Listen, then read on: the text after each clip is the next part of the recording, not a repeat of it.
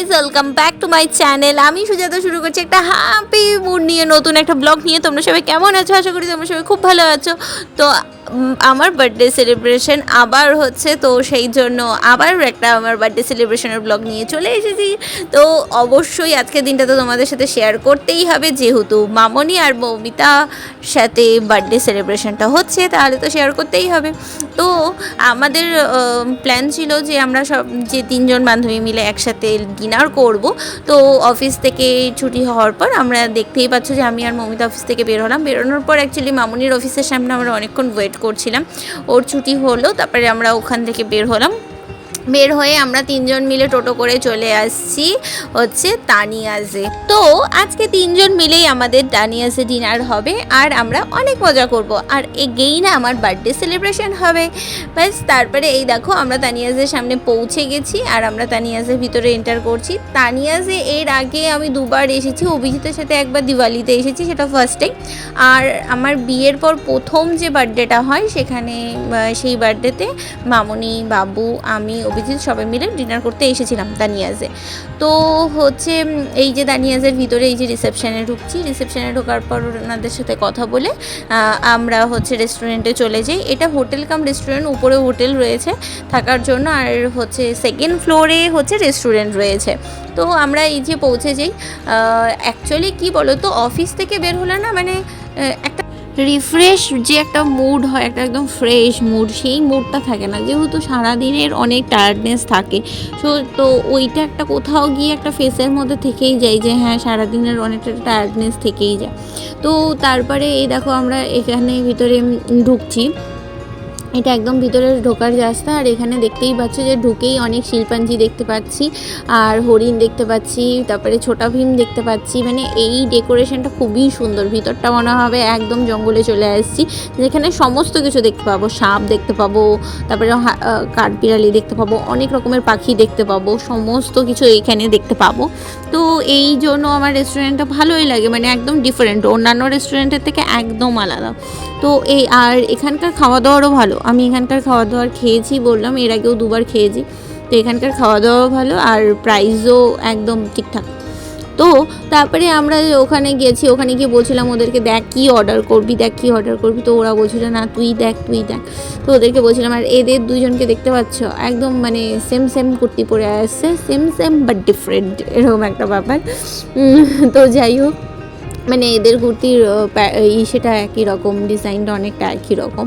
তো যাই হোক, তারপরে হচ্ছে এই আমরা বলছিলাম যে কী খাবার অর্ডার করবি ওদেরকে দেখতে। তারপরে তো ওরা ওই যে আমাকে দিয়ে দিচ্ছে, দেখতেই পাচ্ছ যে হ্যাঁ তাই তুই অর্ডার কর। আর ও আরেকজন জঙ্গলের ভিতরে চলে গেছিলো, আর আমি ওকে বারবার বলছিলাম জঙ্গলের ভিতরে যাস না, অত ভিতরে যাস না। তারপরে এই যে আমার আলটিমেটলি চলে আসে কেক।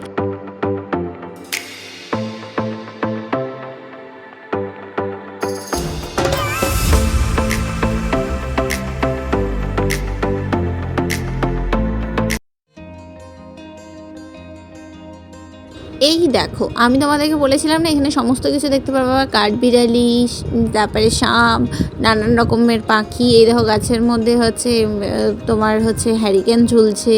তারপরে আমি তোমাদেরকে এই যে এই সামনেরটা পুরোটা দেখাই, পুরোটা মানে রেস্টুরেন্টের উপরে পুরোটা গাছের একদম মানে পাতা দিয়ে বানানো, আর হচ্ছে আর চারপাশে অনেক রকমের সমস্ত কিছু। এই যে এটা একটা বড় স্নেক, ঠিক আছে। তারপরে হচ্ছে ওখানে শিল্পাঞ্জি, সমস্ত কিছু এখানে আছে, ঠিক আছে। তারপরে পাখি, কাকাতুয়া, সমস্ত কিছু দেখতে পাবা। ওখানে গিয়ে একদম মিনি জঙ্গল চলে আসবে এরকম মনে হবে, ঠিক আছে। আর ওই দেখো আমার টেবিলের ওখানে কেকের সমস্ত কিছু রেডি করা হচ্ছে, আর ওরা বলছে যে চলে আয়, এদিকে চলে আয়, এখানে কেক রেডি হয়ে গেছে। তারপরে আমি বললাম ঠিক আছে, আমি চলে আসছি। তারপরে এই যে আমার কেক কাটিং শুরু হয়।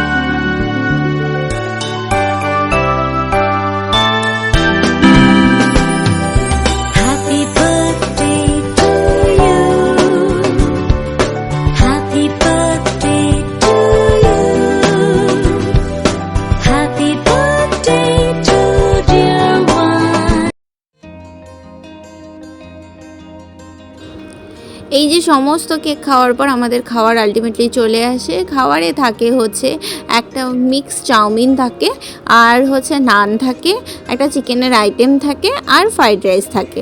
তো ফার্স্টে আমরা চাউমিনটা দিয়ে স্টার্ট করি। মিক্স চাউমিনটা খেতে খুব ভালো ছিল। আমি বলেছি আগেও যে এখানকার খাওয়ার প্রত্যেকটাই খুব ভালো খেতে। তো মিক্স চাউমিনটাও খুব ভালো ছিল, নানও খুব ভালো ছিল, আর হচ্ছে যে চিকেনের আইটেমটা ছিল সেটাও খুব ভালো ছিল। তো চাউমিনটা দিয়েই আমরা স্টার্ট করি এখানের খাবারগুলো।